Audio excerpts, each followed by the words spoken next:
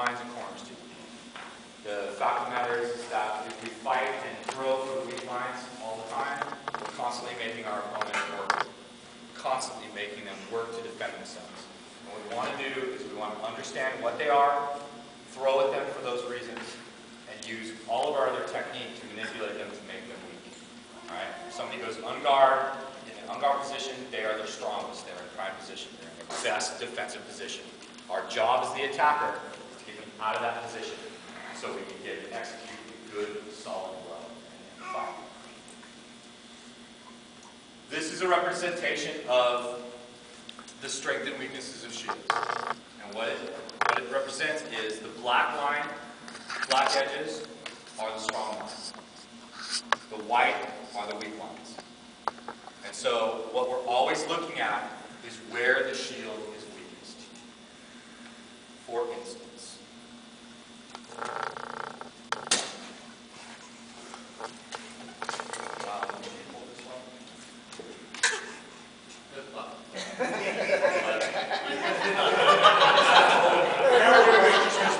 now he chooses to fight the left hand. Well, sure. Try it, Ron. Penance time. many times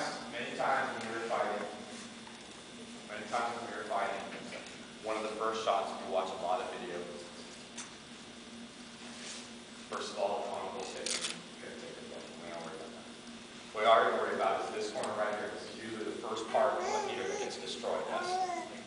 Right? There's a reason for that. It's because you always block everywhere with it. Because it's the strongest line in the top end of your body.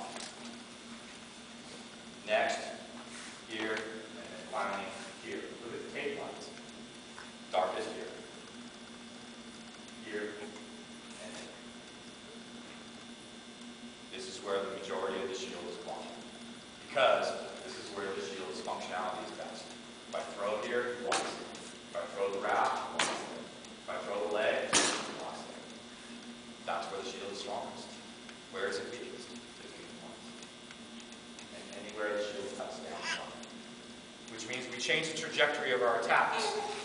We don't throw the flat snap straight on here like this. It doesn't work nearly as well unless we get the shield out of the way. But with that looser grip, you must have a loose grip when you throw. Right underneath the veil, right into the skull. When I throw the leg, we try not to throw it this way. Throw down. Cutting this line. It's giving us the line to cut at. Cutting at this line. Now, I cut that line that way for another specific reason. Because everything that we train in school, we train for blades. Steel, sharp blades. If I cut this way, at a 90-degree angle, into a wooden object, sticks. This is a terrible medieval position.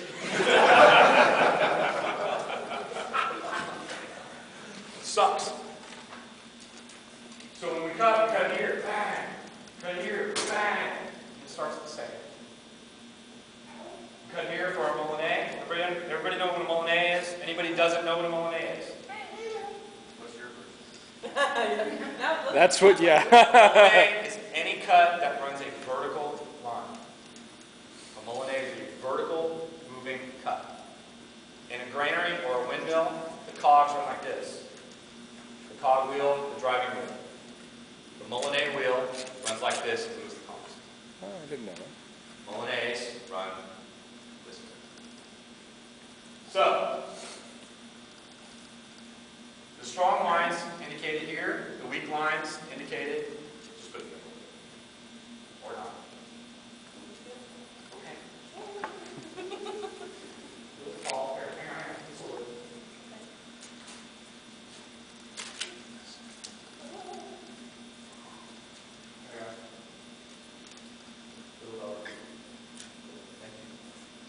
So when you're imagining the shield, and at the school we actually paint the shields this way. So you're standing there holding a shield, showing your opponent where all the weak lines are. Don't laugh, you're going to do it a little bit. Sucks. We have it up on the wall. I have a big wall with all these shields on there. And it's great because the students will fight each other. Bang, bang, bang. And when they can't figure it out, they step away and they go. Oh, wow.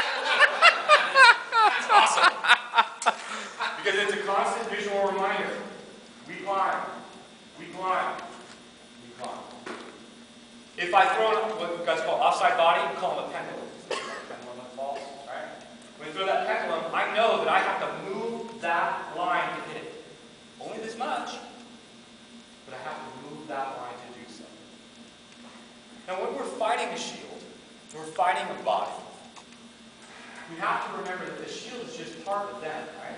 They are moving behind it, everything else. Which means that this center line right here is very, very important to this.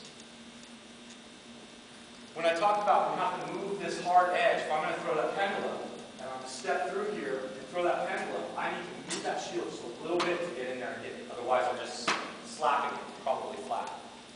I need to move that line. How many times you come off the field and you heard somebody go, man, I'm trying that offside body, it's just not working for me today. Just can't get it work for me today.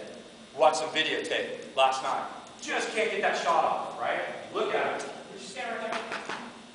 Thanks. You look at it, and they're throwing it from here. They're completely on the other center line of the body. So when they throw it into the best line he has for defense. The very best line he has for defense. When you line up to the Pell, when you get up to the Pell, you must line up to the Pell properly. A Pell is a practice post. Practicing is something that you repeat and process perfectly. You don't walk up to a Pell and go, all right, Pell, bang, bang. I'm going to call it Pell. Walk up to Pell, bang, bang, bang, bang, bang. Do you ever mind to look at where you are on the Pell? And what shots that you were throwing because of it? When we line up on the Pell, we walk up to the Pell, we say line, distance, angle. Great. Here's my line. Front foot down the center line. Stance, distance. Nice little warm up to make sure I'm facing the weapon. And here we go. I'm throwing my shot. When I want to throw on this side of the body, hand to the side of the Pell, back facing the center line. Now I know I'm already on the side of the body, so if I'm practicing a pendulum, I'm on the correct side of the body to do so. So when I go out to the field and fight, and I see somebody working out there and they're going, bang, and over there, like inside the center line, are you on? Oh, damn it. Okay. Bang, it goes in. It's not working for you or them. They're on the right side of the body to begin with. Always look down at your feet first. Right? Measure, shields, and everything that has to do with it starts right here. Everything works down from your feet first. As I said at the very beginning of our talk, most people will walk into their own death. 90% of the time, 99% of the time, most fighters will walk right into their own death. Right? So, we talk about the strength and weakness of it. We also talk about how that angle is important for it. He must face the weapon for this to be the most effective.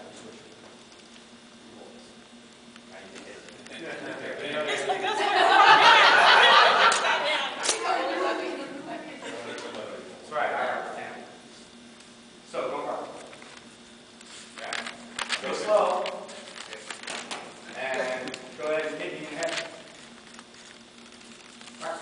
So, to block that, we're going to have to do shield. Alright. Go ahead, go guard again. So now I take my shield, and I face the weapon. That much. Hit me in the head.